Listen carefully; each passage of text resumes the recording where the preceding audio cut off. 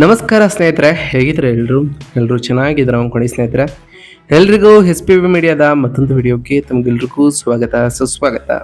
ಸ್ನೇಹಿತರೆ, ಈ 2026ರ ಈ ಒಂದು ವರ್ಷದಲ್ಲಿ ಮೇ 17ರ ನಂತರ ತುಲಾ ರಾಶಿಯವರ ಭವಿಷ್ಯ ಹೇಗಿರಲಿದೆ, ಈ ಮೇ ತಿಂಗಳಿನಲ್ಲಿ ಉಂಟಾಗ್ತಿರುವಂತಹ ಗ್ರಹ ಸಂಚಾರದ ಬದಲಾವಣೆಯು ಈ ತುಲಾ ರಾಶಿಯವರ ಜೀವನದಲ್ಲಿ ಏನೆಲ್ಲ ಬದಲಾವಣೆಗಳನ್ನು ತರಲಿದೆ, ಅದರಲ್ಲೂ ನಿಮ್ಮ ಜೀವನದ ವಿವಿಧ ಅಂಶಗಳಾದಂತಹ ವೃತ್ತಿಯಾಗಿರ್ಬೋದು, ವೈವಾಹಿಕ ಜೀವನ, ಆರ್ಥಿಕ ಸ್ಥಿತಿ, ಕೌಟುಂಬಿಕ ಜೀವನ, ನಿಮ್ಮ ವ್ಯವಹಾರ ಮತ್ತು ಶಿಕ್ಷಣಕ್ಕೆ ಸಂಬಂಧಪಟ್ಟಂತೆಯೇ ಈ ತುಲಾ ರಾಶಿಯವರು ಏನೆಲ್ಲ ಬದಲಾವಣೆಗಳನ್ನು ಕಾಣಲಿದ್ದೀರಿ, ಯಾವುದರಲ್ಲಿ ಶುಭವಾಗಲಿದೆ, ಯಾವುದರಲ್ಲಿ ಬಹಳ ಎಚ್ಚರಿಕೆಯನ್ನು ವಹಿಸಬೇಕು, ಇರುವಂತಹ ಸಮಸ್ಯೆಗಳಿಗೆ ಏನೆಲ್ಲ ಪರಿಹಾರಗಳನ್ನು ಮಾಡಿದ್ರೆ ಒಳ್ಳೆಯದು ಎಂಬುದರ ಸಂಪೂರ್ಣ ಮಾಹಿತಿಯನ್ನು ಇದೇ ವಿಡಿಯೋದಲ್ಲಿ ತಿಳಿಸ್ಕೊಡ್ತಾ ಹೋಗ್ತಾನೆ ಸ್ನೇಹಿತರೆ. ಅದರಿಂದ ವಿಡಿಯೋನ ಸ್ಕಿಪ್ ಮಾಡದೆ ಇಲ್ಲಿಂದ ಕೊನೆ ತನಕ ನೋಡ್ತಾ ಬನ್ನಿ. ಸ್ಕಿಪ್ ಮಾಡಿ ವಿಡಿಯೋ ನೋಡೋದ್ರಿಂದ ನಿಮಗೆ ಫುಲ್ಲಾಗಿ ಇನ್ಫಾರ್ಮೇಷನ್ ಅರ್ಥ ಆಗೋದಿಲ್ಲ. ಸೊ ಪ್ರತಿಯೊಂದು ವಿಡಿಯೋದಲ್ಲಿ ಹೇಳೋದಿಷ್ಟೇ, ವಿಡಿಯೋನ ಸ್ಕಿಪ್ ಮಾಡದೆ ಕೊನೆ ತನಕ ನೋಡಿ. ಹಾಗೆ ನಮ್ಮ ಈ ವಿಡಿಯೋ ಇಷ್ಟ ಆಗಿತ್ತು ಅಂದರೆ ವಿಡಿಯೋಗೆ ಒಂದು ಲೈಕ್ ಮಾಡಿ ಸ್ನೇಹಿತರೆ. ಯಾರೇನೂ ನಮ್ಮ ಚಾನಲ್ನ ಸಬ್ಸ್ಕ್ರೈಬ್ ಮಾಡ್ಕೊಂಡಿಲ್ಲ ಅವರು ಈಗಲೇ ಸಬ್ಸ್ಕ್ರೈಬ್ ಮಾಡ್ಕೊಳ್ಳಿ. ಸಬ್ಸ್ಕ್ರೈಬ್ ಮಾಡ್ಕೊಂಡು ಪ್ರತಿನಿತ್ಯ ವಿಡಿಯೋ ವಾಚ್ ಮಾಡ್ತಿರೋರಿಗೆ ಥ್ಯಾಂಕ್ ಯು ಸೋ ಮಚ್ ಅಂತ ಹೇಳ್ತಾ, ಹಾಗಾದರೆ ಈ ತುಲಾ ರಾಶಿಯವರಿಗೆ ಮೇ ತಿಂಗಳು ಏನೆಲ್ಲ ಬದಲಾವಣೆಗಳನ್ನು ತರಲಿದೆ, ಯಾವುದರಲ್ಲಿ ಅದೃಷ್ಟ ಇರಲಿದೆ, ಇರುವಂತಹ ಸಮಸ್ಯೆಗಳಿಗೆ ಪರಿಹಾರಗಳೇನು ಎಂಬುದನ್ನು ಒಂದೊಂದಾಗಿ ನೋಡ್ತಾ ಬರೋಣ. ಹೌದು ಸ್ನೇಹಿತರೆ, ಈ ತುಲಾ ರಾಶಿಯವರಿಗೆ ಈ ಮೇ 2026ರ ತಿಂಗಳು ಭಾಗ್ಯೋದಯವನ್ನು, ಅದೇ ಸಮಯದಲ್ಲಿ ಕೆಲವು ಆಕಸ್ಮಿಕ ಬದಲಾವಣೆಗಳನ್ನು ಏಕಕಾಲದಲ್ಲಿ ಕಾಣ್ತಾ ಬರ್ತೀರಿ. ಯೋಗಕಾರಕನಾದಂತಹ ಶನಿ 6ನೇ ಮನೆಯಲ್ಲಿ ಸ್ಥಿರವಾಗಿದ್ದುಕೊಂಡು ನಿಮ್ಮ ಶತ್ರುಗಳ ಸಂಚುಗಳನ್ನು ವಿಫಲಗೊಳಿಸುತ್ತಿದ್ದಾರೆ. ಆದರೆ ಈ ತಿಂಗಳ ಗ್ರಹದ ಬದಲಾವಣೆಯು ನಿಮ್ಮ ವ್ಯಾಪಾರ ಮತ್ತು ಭಾಗ್ಯಸ್ಥಾನಗಳನ್ನು ಬಲಪಡಿಸುತ್ತಿದೆ. ಮೇ 11ರಂದು ದ್ವಿತೀಯ ಸಪ್ತಮಾಧಿಪತಿಯಾದಂತಹ ಕುಜನು 7ನೇ ಮನೆಯಲ್ಲಿ ಸ್ವಕ್ಷೇತ್ರದಲ್ಲಿ ಆಲ್ರೆಡಿ ಪ್ರವೇಶವನ್ನು ಮಾಡಿರೋ ಕಾರಣ, ಹಾಗೆ ಮೇ 14ರಂದು ನಿಮ್ಮ ಲಗ್ನಾಧಿಪತಿಯಾದಂತಹ ಶುಕ್ರನು ಭಾಗ್ಯಸ್ಥಾನವಾದಂತಹ ಅಂದರೆ 9ನೇ ಮನೆಯಾದ ಮಿಥುನ ರಾಶಿಗೆ ಪ್ರವೇಶಿಸುವುದು ನಿಮಗೆ ಸಮಾಜದಲ್ಲಿ ದೊಡ್ಡ ಕೀರ್ತಿಯನ್ನು ಮತ್ತು ಹಣವನ್ನು ಕೂಡ ತಂದುಕೊಡ್ತಾ ಬಂದಿದೆ. ಮೇ 15ರ ನಂತರ ಅಷ್ಟಮ ಸ್ಥಾನದ ಪ್ರಭಾವದಿಂದ ಸ್ವಲ್ಪ ಎಚ್ಚರಿಕೆಯನ್ನು ಈ ಟೈಮ್ನಲ್ಲಿ ನೀವು ಕಾಣಬೇಕಾಗಿರ್ತದೆ. ಆದ್ದರಿಂದ ಬಹಳ ಎಚ್ಚರಿಕೆಯಿಂದ ಇರುವುದು ಕೂಡ ಈ ಟೈಮ್ನಲ್ಲಿ ಅವಶ್ಯಕ ಅಂತಲೇ ಹೇಳ್ಬೋದು. ಹಾಗಾದರೆ ಈ ಮೇ ತಿಂಗಳಿನಲ್ಲಿ ತುಲಾ ರಾಶಿಯವರಿಗೆ ಇರತಕ್ಕಂತಹ ಪ್ರಮುಖ ಗ್ರಹ ಸಂಚಾರಗಳೇನು ಎನ್ನುವುದರ ವಿಚಾರಕ್ಕೆ ಬರೋದಾದರೆ, ಮೊದಲನೇದಾಗಿ ಕುಜಗ್ರಹದ ವಿಚಾರಕ್ಕೆ ಬಂದ್ಬಿಡೋಣ ಸ್ನೇಹಿತರೆ. 7ನೇ ಮನೆಯ ಸ್ವಕ್ಷೇತ್ರದಲ್ಲಿ ಈ ತಿಂಗಳು ಕುಜನು ಮೇ 11ರಂದೆಯೇ ಪ್ರವೇಶವನ್ನು ಮಾಡಿ ಇರೋದ್ರಿಂದ ವ್ಯಾಪಾರ ವೃದ್ಧಿಯನ್ನು ಈ ತಿಂಗಳು ಕಾಣಲಿದ್ದು, ಧೈರ್ಯವೂ ಕೂಡ ಹೆಚ್ಚಾಗಲಿದೆ. ಆದರೆ ಪಾಲುದಾರರೊಂದಿಗೆ ಈಗೋ ಘರ್ಷಣೆಗಳು ಉಂಟಾಗ್ಬೋದು. ಇನ್ನು ಸೂರ್ಯಗ್ರಹದ ವಿಚಾರಕ್ಕೆ ಬರೋದಾದರೆ, 8 ಮತ್ತು 9ನೇ ಮನೆಯಲ್ಲಿ ಈ ತಿಂಗಳು ಸೂರ್ಯನು ರಾಶಿ ಬದಲಾವಣೆಯನ್ನು ಮಾಡಲಿದ್ದಾರೆ. ಮೊದಲನೇದಾಗಿ ಮೇ 14ರವರೆಗೆ 7ನೇ ಮನೆಯಲ್ಲಿ ಉಚ್ಚ ಸ್ಥಾನದಲ್ಲಿ ರಾಶಿ ಬದಲಾವಣೆಯನ್ನು ಮಾಡಿ ಸಂಚರಿಸಲಿದ್ದು, ಅದಾದ ನಂತರ ಮೇ 15ರಿಂದ 8ನೇ ಮನೆಯಲ್ಲಿ ರಾಶಿ ಬದಲಾವಣೆಯನ್ನು ಮಾಡುವ ಕಾರಣ ಆಕಸ್ಮಿಕ ಬದಲಾವಣೆಗಳನ್ನು ಈ ಟೈಮ್ನಲ್ಲಿ ಕಾಣ್ತಾ ಬರ್ತೀರಿ. ಸರ್ಕಾರಿ ಕೆಲಸಗಳಲ್ಲಿ ವಿಳಂಬವನ್ನು ಕೂಡ ಕಾಣಲಿದ್ದೀರಿ. ಇನ್ನು ಬುಧ ಗ್ರಹದ ವಿಚಾರಕ್ಕೆ ಬರೋದಾದರೆ, 8 ಮತ್ತು 9ನೇ ಮನೆಯ ಅಧಿಪತಿಯಾದಂತಹ ಬುಧನು ಮೇ 15ರಿಂದ 8ನೇ ಮನೆಯಲ್ಲಿ ಸೂರ್ಯನೊಂದಿಗೆ ಸಂಯೋಗ ಹಾಕುವ ಕಾರಣ ರಿಸರ್ಚ್ ಕ್ಷೇತ್ರದಲ್ಲಿ ಇರುವವರಿಗೆ ಲಾಭ ಸಿಗಲಿದೆ. ಮೇ 29ರಂದು 9ನೇ ಮನೆಗೆ ಬುಧನು ಪ್ರವೇಶವನ್ನು ಮಾಡುವ ಕಾರಣ ಸಾಕಷ್ಟು ಬದಲಾವಣೆಗಳನ್ನು ಕೂಡ ಇದೇ ತಿಂಗಳಿನಲ್ಲಿ ಕಾಣಲಿದ್ದೀರಿ.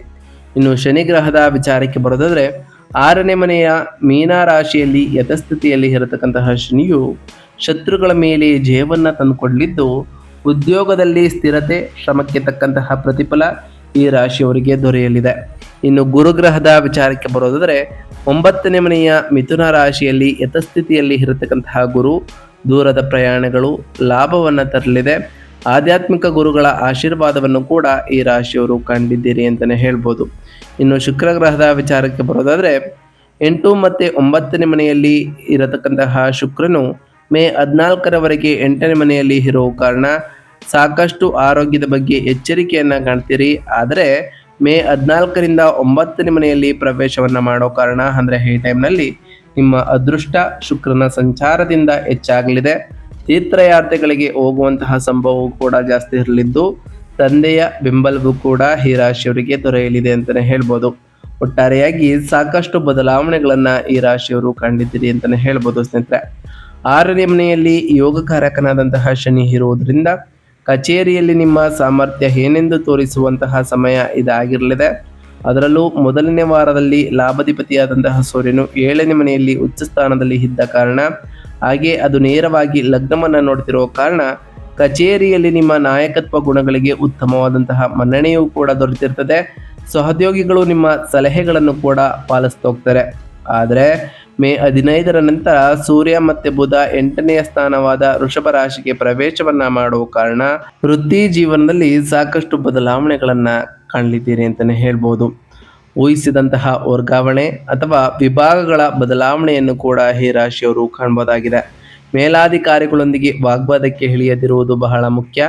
IT ಮತ್ತು ರಿಸರ್ಚ್ ವಿಭಾಗಗಳಲ್ಲಿ ಕೆಲಸ ಮಾಡುವವರಿಗೆ ಮಾತ್ರ 8ನೇ ಮನೆಯಲ್ಲಿ ಬುಧಾದಿತ್ಯ ಯೋಗ ಹೊಸ ಪ್ರಾಜೆಕ್ಟ್ಗಳನ್ನು ತಂದುಕೊಡಲಿದೆ ಅಂತಲೇ ಹೇಳ್ಬೋದು.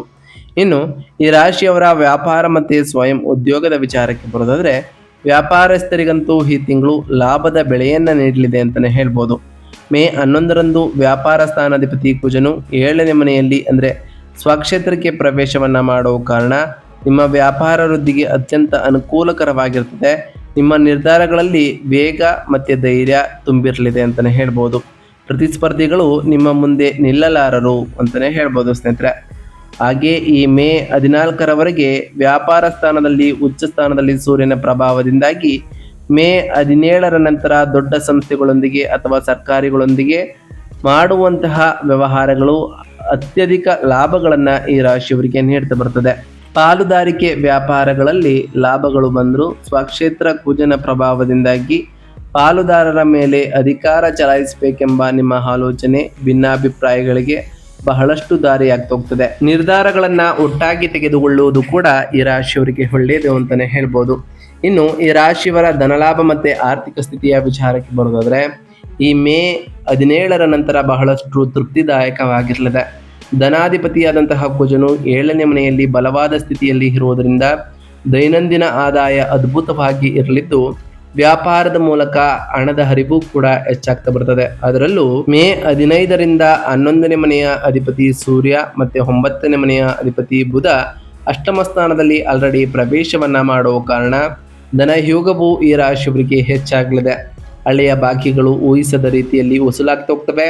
ಇನ್ಶೂರೆನ್ಸ್ ಅಥವಾ ಪಿತ್ರಾರ್ಜಿತ ಆಸ್ತಿಯ ಮೂಲಕ ಹಣವೂ ಕೂಡ ಬರಲಿದ್ದು, ಲಗ್ನಾಧಿಪತಿಯಾದಂತಹ ಶುಕ್ರನ ಸಂಚಾರವು ಭಾಗ್ಯಸ್ಥಾನದಲ್ಲಿ ಇರುವ ಕಾರಣ ನಿಮ್ಮ ಉಳಿತಾಯದ ಯೋಜನೆಗಳು ಕೂಡ ಯಶಸ್ವಿಯಾಗಲಿದೆ ಅಂತಲೇ ಹೇಳ್ಬೋದು.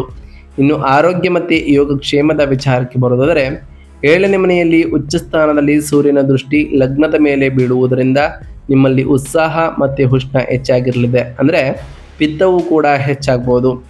ಈ ಸೂರ್ಯ ಮತ್ತು ಬುಧನ ಸಂಚಾರ 8ನೇ ಮನೆಯಲ್ಲಿ ಪ್ರವೇಶವನ್ನು ಆಲ್ರೆಡಿ ಮಾಡಿರೋ ಕಾರಣ ಆರೋಗ್ಯದ ವಿಚಾರದಲ್ಲಿ ಕೆಲವು ಜಾಗ್ರತೆಗಳನ್ನು ಈ ರಾಶಿಯವರು ವಹಿಸಬೇಕು. ಅಷ್ಟಮದಲ್ಲಿ ಸೂರ್ಯನಿಂದ ಕಣ್ಣುರಿ, ಆಯಾಸ ಮತ್ತು ಹೊಟ್ಟೆಗೆ ಸಂಬಂಧಪಟ್ಟಂತಹ ಸಮಸ್ಯೆಗಳು ಉದ್ಭವಿಸಬಹುದು. ಆದರೆ ಮೇ 14ರಂದು ಲಗ್ನಾಧಿಪತಿಯಾದಂತಹ ಶುಕ್ರನು ಅತ್ಯಂತ ಶುಭದಾಯಕವಾಗಿ 9ನೇ ಮನೆಗೆ ಹೋಗುವುದು ನಿಮಗೆ ಬಲವಾದ ಶ್ರೀರಾಮ ರಕ್ಷೆ ಸಿಗಲಿದೆ ಅಂತಲೇ ಹೇಳ್ಬೋದು. ಈ ಗ್ರಹಸ್ಥಿತಿ ಅನಾರೋಗ್ಯಗಳನ್ನು ಬೇಗ ಗುಣಪಡಿಸಲಿದ್ದು, ನಿಮ್ಮ ಆಯಸ್ಸನ್ನು ಕಾಪಾಡಲಿದೆ ಅಂತಲೇ ಹೇಳ್ಬೋದು. ಹಾಗೆಯೇ ಸಮಯಕ್ಕೆ ಸರಿಯಾಗಿ ಊಟ ಮಾಡುವುದನ್ನು ಕೂಡ ಈ ರಾಶಿಯವರು ಮರೆಯಬೇಡಿ ಅಂತಲೇ ಹೇಳ್ಬೋದು ಸ್ನೇಹಿತರೆ. ಇನ್ನು ಈ ರಾಶಿಯವರ ಕುಟುಂಬ ಮತ್ತು ವೈಯಕ್ತಿಕ ಸಂಬಂಧಗಳ ವಿಚಾರಕ್ಕೆ ಬರೋದಾದರೆ, ಕೌಟುಂಬಿಕ ಜೀವನದಲ್ಲಿ ಸ್ವಲ್ಪ ಎಚ್ಚರಿಕೆಯನ್ನು ಕಾಣಬೇಕಾಗಿರುತ್ತೆ ಈ ರಾಶಿಯವರು. ಅದರಲ್ಲೂ ಮೇ 11ರಂದು ಸಪ್ತಮ ಸ್ಥಾನದಲ್ಲಿ ಕುಜನು ಆಲ್ರೆಡಿ ಪ್ರವೇಶವನ್ನು ಮಾಡಿರೋ ಕಾರಣ ನಿಮ್ಮ ಜೀವನ ಸಂಗಾತಿಯ ವರ್ತನೆಯಲ್ಲಿ ಪ್ರಾಬಲ್ಯದ ಪ್ರವೃತ್ತಿ, ಸ್ವಲ್ಪ ಕೋಪ ಕಂಡುಬರ್ತದೆ. ಸಣ್ಣ ವಿಷಯಗಳಿಗೂ ವಾಗ್ವಾದಗಳು ಹೆಚ್ಚಾಗುವಂತಹ ಚಾನ್ಸಸ್ ಇರಲಿದ್ದು, ನಿಮ್ಮ ಕೋಪವನ್ನು ಅಂಕೆಯಲ್ಲಿಟ್ಕೊಂಡು ತಾಳ್ಮೆ ವಹಿಸಿದರೆ ನಿಮ್ಮ ಬಾಂಧವ್ಯ ಇನ್ನಷ್ಟು ಬಲವಾಗಿರಲಿದೆ ಅಂತಲೇ ಹೇಳ್ಬೋದು. ಮೇ 14ರ ನಂತರ ನಿಮ್ಮ ಲಗ್ನಾಧಿಪತಿಯಾದಂತಹ ಶುಕ್ರನು ಭಾಗ್ಯಸ್ಥಾನವಾದ ಗುರುವಿನೊಂದಿಗೆ ಸೇರೋ ಕಾರಣ ಕುಟುಂಬದಲ್ಲಿ ಸಂತೋಷ ಮರಳಿ ಬರಲಿದ್ದು, ತಂದೆಯೊಂದಿಗಿನ ಬಾಂಧವ್ಯ ಸುಧಾರಿಸಲಿದೆ. ಅವರ ಆರೋಗ್ಯವು ಕೂಡ ಉತ್ತಮಗೊಳ್ಳುತ್ತದೆ. ಕುಟುಂಬ ಸದಸ್ಯರೊಂದಿಗೆ ಸೇರಿ ಯಾವುದಾದರೂ ಪುಣ್ಯಕ್ಷೇತ್ರಕ್ಕೆ ಹೋಗುವ ಯೋಜನೆಯನ್ನು ರೂಪಿಸ್ತೀರಿ ಅಂತಲೇ ಹೇಳ್ಬೋದು. ಇನ್ನು ಶಿಕ್ಷಣ ಮತ್ತು ವಿದ್ಯಾರ್ಥಿಗಳ ವಿಚಾರಕ್ಕೆ ಬರೋದಾದರೆ, ಶನಿ 6ನೇ ಮನೆಯಲ್ಲಿ ಇರುವ ಕಾರಣ ಸ್ಪರ್ಧಾತ್ಮಕ ಪರೀಕ್ಷೆಗಳಿಗೆ ಸಿದ್ಧರಾಗ್ತಿರುವವರಿಗೆ ಅದ್ಭುತವಾದಂತಹ ಯಶಸ್ಸನ್ನು ನೀಡಲಿದೆ. ಕಷ್ಟಪಟ್ಟು ಓದಿದವರಿಗೆ ಸರ್ಕಾರಿ ಉದ್ಯೋಗಗಳು ಸಿಗಲಿದ್ದು, ಬಹಳಷ್ಟು ಏರಳವಾಗಿ ಅವಕಾಶಗಳು ಇರಲಿದೆ. ಮೇ 14ರ ನಂತರ 9ನೇ ಮನೆಯಲ್ಲಿ ಲಗ್ನಾಧಿಪತಿಯಾದಂತಹ ಶುಕ್ರನು ಗುರುವಿನೊಂದಿಗೆ ಸೇರುವ ಕಾರಣ ವಿದೇಶಿ ವಿಶ್ವವಿದ್ಯಾಲಯಗಳಲ್ಲಿ ಅಡ್ಮಿಷನ್ ಬಯಸುವವರಿಗೆ ಸುಲಭವಾಗಿ ಅವಕಾಶಗಳು ಕೂಡ ಲಭಿಸಲಿದ್ದು, ಫೈನ್ ಆರ್ಟ್ಸ್, ಡಿಸೈನಿಂಗ್ ಈ ರಾಶಿಯ ವಿದ್ಯಾರ್ಥಿಗಳಿಗೆ ಇದು ಸುವರ್ಣಾವಕಾಶ ಅಂತಲೇ ಹೇಳ್ಬೋದು. ಒಟ್ಟಾರೆಯಾಗಿ ಸಾಕಷ್ಟು ಬದಲಾವಣೆಗಳನ್ನು ಈ ರಾಶಿಯವರು ಕಾಣಲಿದ್ದೀರಿ ಅಂತಲೇ ಹೇಳ್ಬೋದು ಸ್ನೇಹಿತರೆ. ಹಾಗಾದರೆ ಈ ರಾಶಿಯವರು ಮಾಡಬೇಕಾಗಿರುವಂತಹ ಸರಳ ಪರಿಹಾರಗಳೇನು? ಸಪ್ತಮ ಸ್ಥಾನದಲ್ಲಿ ಕುಜನಿಂದ ಬರುವಂತಹ ವೈವಾಹಿಕ ವಿವಾದಗಳನ್ನು ನಿವಾರಿಸಿಕೊಂಡು 7ನೇ ಮನೆಯಲ್ಲಿ ಗ್ರಹಗಳಿಂದ ಬರುವ ಅನಾರೋಗ್ಯ ಸಮಸ್ಯೆಗಳನ್ನು ಕಡಿಮೆ ಮಾಡಲು ಈ ಪರಿಹಾರಗಳನ್ನು ಪಾಲಿಸ್ತಾ ಬನ್ನಿ. ಮೊದಲನೇದಾಗಿ ಲಗ್ನಾಧಿಪತಿಯಾದಂತಹ ಶುಕ್ರನ ಅನುಗವನ್ನು ಸಂಪೂರ್ಣವಾಗಿ ಪಾಲಿಸಲು ಪ್ರತಿ ಶುಕ್ರವಾರದಂದು ಮಹಾಲಕ್ಷ್ಮಿ ಅಷ್ಟಕವನ್ನು ಪಠಿಸಿ. ಇದು ನಿಮ್ಮ ಅದೃಷ್ಟವನ್ನು ಮತ್ತು ಆರ್ಥಿಕ ಬಲವನ್ನು ದ್ವಿಗುಣಗೊಳಿಸಲಿದೆ. ಮೇ 15ರಿಂದ ಅಷ್ಟಮ ಸ್ಥಾನದಲ್ಲಿ ಸೂರ್ಯನು ಅನಾರೋಗ್ಯಗಳನ್ನು ನೀಡದಂತೆ ಇರಲು ಬೆಳಗ್ಗೆ ಆದಿತ್ಯ ಹೃದಯ ಸ್ತೋತ್ರವನ್ನು ಓದ್ತಾ ಬನ್ನಿ. ಇದು ಸೂರ್ಯ ಭಗವಾನನಿಗೆ ಆರ್ಘ್ಯವನ್ನು ಸಮರ್ಪಿಸಲಿದೆ. ಇದರಿಂದ ಸಾಕಷ್ಟು ಬದಲಾವಣೆಗಳನ್ನು ಕೂಡ ಕಾಣಲಿದ್ದೀರಿ. ಸಪ್ತಮ ಕುಜನ ಕೋಪವನ್ನು ಮತ್ತು ಹೀಗವನ್ನು ಕಡಿಮೆ ಮಾಡಲು ವೈವಾಹಿಕ ಬಾಂಧವ್ಯವನ್ನು ಬಲಪಡಿಸಲು ಮಂಗಳವಾರ ಸುಬ್ರಹ್ಮಣ್ಯ ಸ್ವಾಮಿಯನ್ನು ದರ್ಶಿಸಿ ಕೆಂಪು ಹೂವುಗಳಿಂದ ಪೂಜೆಯನ್ನು ಮಾಡ್ತಾ ಬನ್ನಿ ಸ್ನೇಹಿತರೆ. ಇದು ಕೂಡ ಬದಲಾವಣೆಗಳನ್ನು ತರಲಿದೆ. ಪ್ರತಿ ಗುರುವಾರದಂದು ಓಂ ಗುರುಭ್ಯೋ ನಮಃ ಎಂಬ ಮಂತ್ರವನ್ನು ಜಪಿಸಿ ಸಾಧ್ಯವಾದರೆ ಗುರುಗಳು ಮತ್ತು ಹಿರಿಯರ ಆಶೀರ್ವಾದವನ್ನು ಪಡೆದುಕೊಳ್ಳಿ. ನಾವು ತಿಳಿಸ್ಕೊಟ್ಟಿರುವಂತಹ ಈ ಎಲ್ಲ ಸರಳ ಪರಿಹಾರಗಳನ್ನು ಈ ರಾಶಿಯವರು ಮಾಡಿದ್ದೇ ಆದರೆ ಸಾಕಷ್ಟು ಬದಲಾವಣೆಗಳನ್ನು ಕಾಣಲಿದ್ದೀರಿ ಅಂತಲೇ ಹೇಳ್ತಾ, ಇದಾಗಿತ್ತು ಇವತ್ತಿನ ಒಂದು ವಿಡಿಯೋ ಸ್ನೇಹಿತರೆ. ವಿಡಿಯೋ ಇಷ್ಟ ಆಗಿತ್ತು ಅಂದರೆ ವಿಡಿಯೋಗೆ ಒಂದು ಲೈಕ್ ಮಾಡಿ. ಯಾರೇನು ನಮ್ಮ ಚಾನಲ್ನ ಸಬ್ಸ್ಕ್ರೈಬ್ ಮಾಡ್ಕೊಂಡಿಲ್ಲ ಅವರು ಈಗಲೇ ಸಬ್ಸ್ಕ್ರೈಬ್ ಮಾಡ್ಕೊಳ್ಳಿ. ಸಬ್ಸ್ಕ್ರೈಬ್ ಮಾಡಿಕೊಂಡು ಪ್ರತಿನಿತ್ಯ ವಿಡಿಯೋ ವಾಚ್ ಮಾಡ್ತಿರೋರಿಗೆ ಥ್ಯಾಂಕ್ ಯು ಸೋ ಮಚ್ ಅಂತ ಹೇಳ್ತಾ, ಹಾಗೆ ಕಮೆಂಟ್ನಲ್ಲಿ ಓಂ ಶನೈಶ್ವರಾಯ ನಮಃ, ಓಂ ಗುರುಭ್ಯೋ ನಮಃ, ಓಂ ಲಕ್ಷ್ಮೀನಾರಾಯಣಾಯ ನಮಃ, ಓಂ ಅಂಗರಾಯಕಾಯ ನಮಃ ಎಂದು ಕಮೆಂಟ್ ಮಾಡಿ ಸ್ನೇಹಿತರೆ. ಆ ಶನಿದೇವರು, ಗುರುದೇವ, ಲಕ್ಷ್ಮೀನಾರಾಯಣ, ಸೂರ್ಯದೇವ ನಿಮಗೆ ಆಯುಷ್ಯ, ಆರೋಗ್ಯ, ಸಮೃದ್ಧಿಗಳನ್ನು ಕೊಟ್ಟು ಕಾಪಾಡಲಿ.